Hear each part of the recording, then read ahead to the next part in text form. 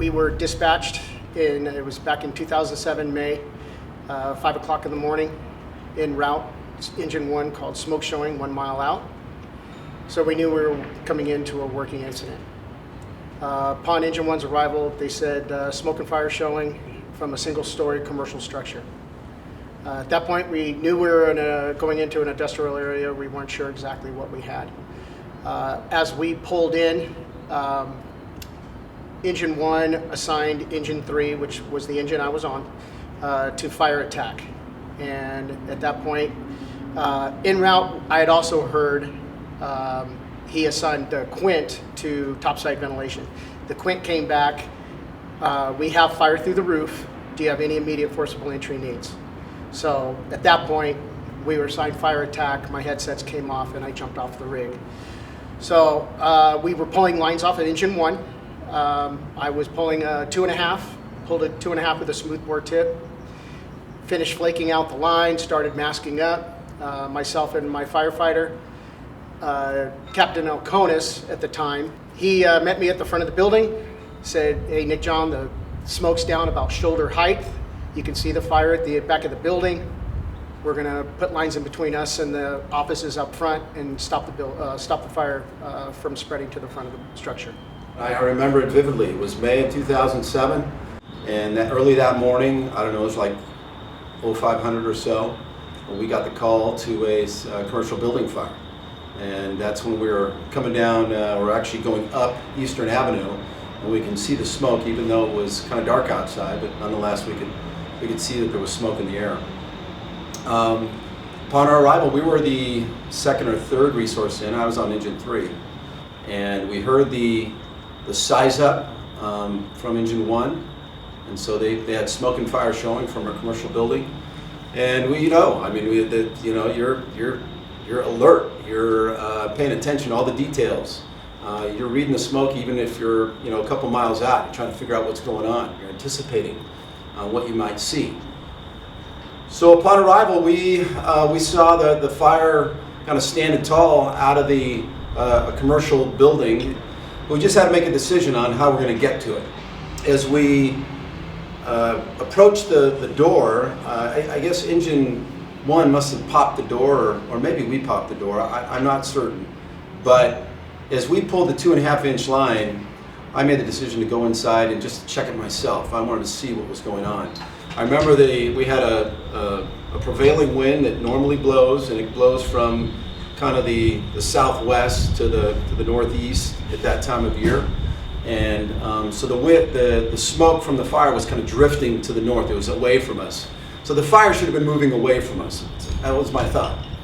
And then as I told the firefighters to get ready to go, put all their PPEs on, and then I would go and check it out. I had my face piece in my hand, and I walked through the door.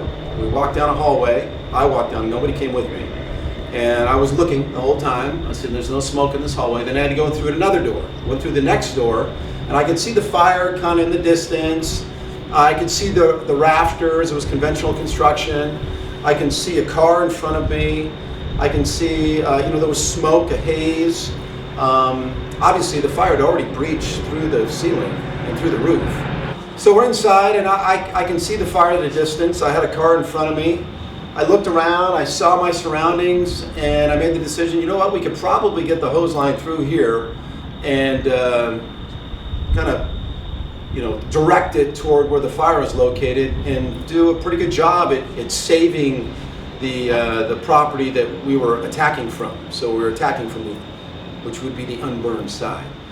Since I had the wind at my back and I had it had already vented, which at the time, 2007, we were thinking, hey, if it vents, that's good. That means all the products of combustion are going to leave the occupancy, and it makes it safer for us. So I back out, I come out. As we went inside the man door and got inside the first one, I noticed that there was haze and smoke. I'm like, ooh, so that it's already different. And then we went through the next door and we could barely see anything. And I'm like, this has really changed since the time that I looked at it, the time that we got inside, conditions had changed drastically. And I do remember some smoke going inside also, and I remember attributing that to two things. One, I have a prevailing wind going that direction.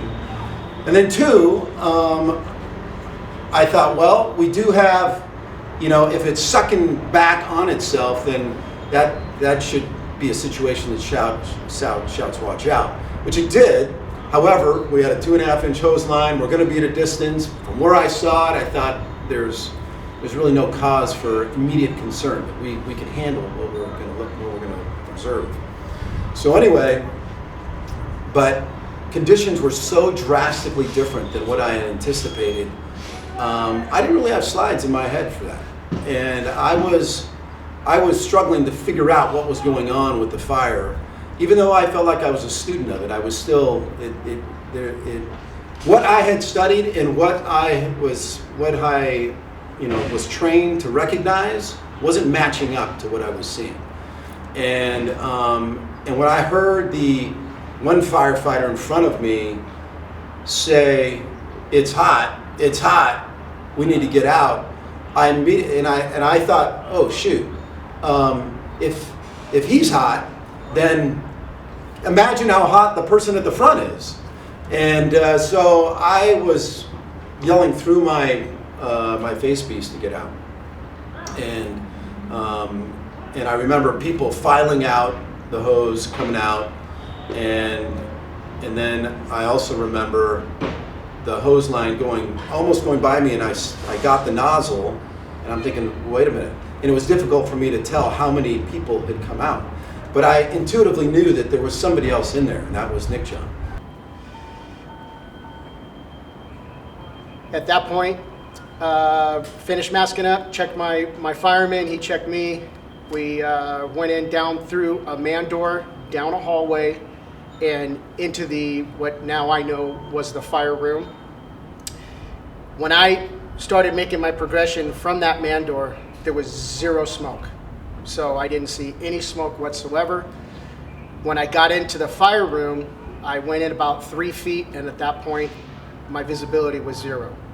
I got my head down to the floor, and I had about a foot of between the thermal balance and the floor. So I figured I'm just going to keep going in that direction. That's the direction he pointed me in. So we pulled the line. The line went tight, had no more hose. At that point, did a figure 8, got some water back down on top of me, told my fireman, hey, we need more hose. At that point, he said, hey, it's getting hot. I said, yeah, get on the radio, make sure we're getting topside ventilation, let them know what our conditions are in here, we can't go any further. At that point, I yelled at my fireman, hey, did you tell him on the radio? Did you get him on the radio? Because I have my radio and I'm not hearing anything. So at that point, I don't get any acknowledgement from him. So I yell back to him, and there's no answer. So at that point, I realize I'm alone. I give myself another figure 8, and I get a little bit of return back. So I feel, okay, I've bought myself some time. I go to reach for my radio, because at this point, I just want a radio, let them know what our conditions are, that I'm not getting to the fire. We've got heavy smoke down to the ground now. I went down to the ground, and now there was zero visibility. So now my hair starts standing up. I realized the conditions weren't what my captain had told me at the door, and they were getting much worse, much quicker. So at that point, I was reaching for my radio. The line slid down my leg. I kneed on it. I looked up, and I just had this rolling wall of fire coming at me, and it just a explosion. I remember going down to the ground, and I dove back away, and I dove back to the hose line, and my hose line was gone. At that point, I was in a ball of fire. I could feel I was burning, and at that point, when they say your life flashes before your eyes, it's true. I had 1,000 images go through my mind. I was lost at that point. I didn't know where my exit was. My safety line, which was my hose line, it was gone, and I was burning. So I went from scared to sad and pissed off. I remember thinking, I'm not going to die in this warehouse in East LA.